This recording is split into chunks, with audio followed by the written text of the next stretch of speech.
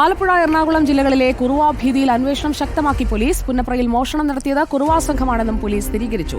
സംഘത്തിൽ ഉൾപ്പെട്ട ഒരാളെ അന്വേഷണ സംഘം തിരിച്ചറിഞ്ഞിട്ടുണ്ട്. എറണാകുളം പറവൂരിൽ വീടുകളിൽ പ്രത്യേക സംഘം പരിശോധന നടത്തി.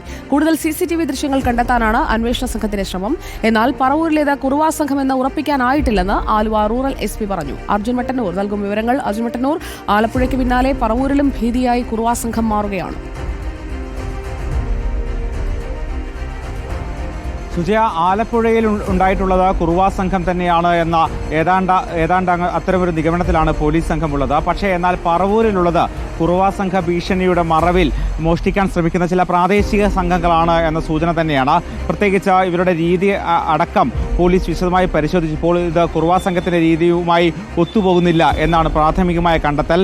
നിരവധി വീടുകളിൽ ഇവർ എത്തിയിരുന്നു പറവൂരിൽ. ഇതിൽ 4 വീടുകളുടെ കോമ്പൗണ്ടിൽ പ്രവേശിച്ചു. അതിനുശേഷം ശബ്ദമുണ്ടാക്കി.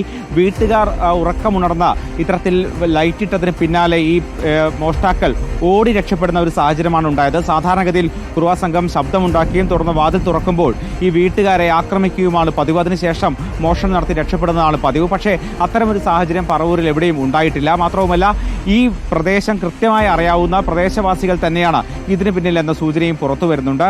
മാത്രവുമല്ല, സാധാരണഗതിയിൽ കുറുവ സംഘം കൂടുതലായും കേന്ദ്രീകരിക്കുന്നത് റെയിൽവേ ട്രാക്കിനോട് അടുപ്പമുള്ള ചില മേഖലകൾ കേന്ദ്രീകരിച്ചാണ് അവർ ഇത്തരം പ്ലാനുകൾ നടത്താറുള്ളത്. പക്ഷേ പറവൂരിൽ സ്വാഭാവികമായും റെയിൽവേ സ്റ്റേഷനിൽ നിന്ന് ഏറെ ദൂരമുണ്ട്.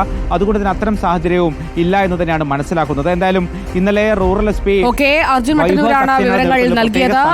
കുറുവ സംഘമാണോ അല്ലയോ എന്നത് പറവൂരിൽ സംശയമുണ്ട്. പക്ഷേ ആലപ്പുഴയിൽ അത് കുറുവ സംഘം തന്നെയാണ്.